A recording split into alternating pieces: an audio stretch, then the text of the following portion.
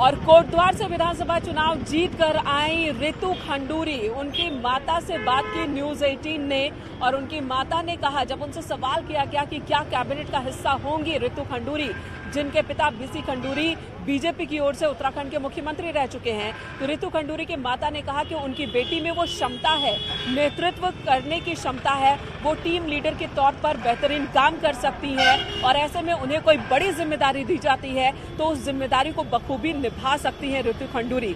रितु खंडूरी चुनाव के दौरान महिला प्रदेश मोर्चा की प्रदेश अध्यक्ष रही हैं, बीजेपी महिला मोर्चा की, और एक वक्त में उनका नाम भी सीएम पद की रेस में था, लेकिन फिलहाल कैबिनेट की रेस में बहुत आगे हैं। सुनते हैं कि उनकी माता ने न्यूज 18 से बातचीत के दौरान क्या कहा। मुझे कोटद्वार के लोग बहुत ज्ञानवान लगे, उन्होंने महिला भी समझ के उसको जिताया और मैं समझती हूँ उनको ज्ञान है कि महिला पुरुष से ज्यादा बलवान है। हाँ, रितु जो है बड़ी मेहनती लड़की है, बहुत ज्ञानवान लड़की है। इसके अलावा वो क्या कहते हैं, उस सच्चाई में विश्वास करती है और क्या कहते हैं, वो उसके अंदर एक और अच्छी भावना है कि गरीब का बहुत आदर करती है, उसके दिल में बहुत प्रेम है गरीब के लिए, मैंने देखा है। और बाकी तो फिर आप लोग सब देखेंगे अब आगे क्या करती है। उत्साह बहुत ज्यादा है और इस बार बार बार जिक्र महिलाओं का हो रहा है, क्योंकि महिलाओं ने मताधिकार में कहीं ज्यादा भागीदारी निभाई है। बीजेपी की जीत के पीछे भी महिला वोटर्स एक बहुत बड़ा कारण माना जा रहा है और ऐसे में इस बार विधानसभा की हम बात करें, कुल 8 महिला विधायक विधानसभा में नजर आने वाली हैं, जिनमें सबसे ज्यादा 6 महिला विधायक बीजेपी की, और कहा जा रहा है कि कम से कम 2 चेहरा इनमें से कैबिनेट में जरूर होगा। सरिता आर्य जो कि नैनीताल सीट से जीत कर आई हैं, जब उनसे पूछा गया कैबिनेट में शामिल होने को लेकर तो उन्होंने कहा कि वो विधायक बनकर खुश हैं, अपने क्षेत्र की जनता की सेवा वो करती रहेंगी और अगर पार्टी कोई और जिम्मेदारी देती है तो उसे भी बखूबी निभाएंगी। नैनीताल का विधायक बनने का सौभाग्य जो मुझे मिला है, सब जनता और अपने बुजुर्गों का मेरे को बहुत आशीर्वाद मिला, युवाओं का, महिलाओं का और सम्मानित जनता का जो मुझे आशीर्वाद मिला, और सम्मानित कार्यकर्ता, क्योंकि कार्यकर्ता ही जिताने में काफ़ी अहम भूमिका रहती है। हमारे मंडल अध्यक्षों ने, बूथ अध्यक्षों ने, शक्ति केंद्रों ने बहुत काम किया, तो इस बार सबसे ज्यादा वोट प्रतिशत महिलाओं का। और इस वक्त हमारे 3 सहयोगी मौजूद है, हमारे साथ सुनील नौप्रभात मौजूद है, अनूप गुप्ता मौजूद है और भारती सकलानी। सभी से एक एक सवाल। सबसे पहले सुनील, आपके पास आती हूँ। सुबह से ही विधायकों के सीएम आवास पर पहुंचने का सिलसिला और साथ ही कई वरिष्ठ नेताओं के बीजेपी दफ्तर पहुंचने का सिलसिला देखने को मिल रहा है। 25 नाम तो उत्तराखंड की तरफ से भेज दिए गए हैं, इनमें से 11 को फाइनल करना है। वो 11 नाम कौन कौन से हो सकते हैं, किनकी प्रबल दावेदारी है?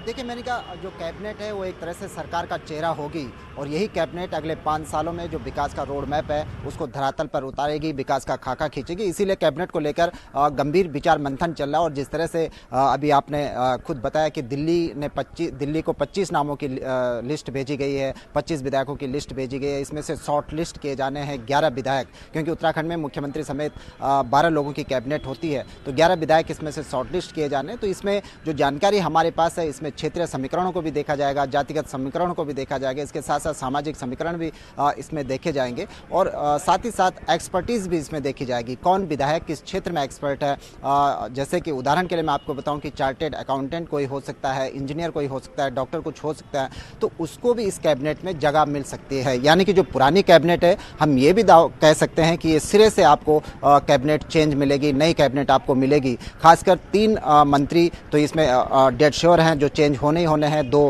मंत्री यशपाल आर्य और हरक सिंह कांग्रेस में चले गए थे, यतीश्वरानंद तीसरे मंत्री हैं जो अपना चुनाव मिल सकते हैं, लेकिन क्षेत्रों का जो समीकरण है उसे उसी तरह से बनाए रखने की कोशिश होगी। क्षेत्रों का संतुलन देखने को मिलेगा, चेहरे नए जरूर देखने को मिलेंगे। अनूप गुप्ता का रुख करूंगी मैं। अनूप जी, कल जो शपथ ग्रहण समारोह है इसमें पीएम मोदी और अभी खबर आ रही है कि अमित शाह भी मौजूद हो सकते हैं और जेपी नड्डा भी मौजूद हो सकते हैं, यानी कि एक बहुत ही भव्य कार्यक्रम। क्या संदेश इस तरह के कार्यक्रम को करके बीजेपी देना चाहती है?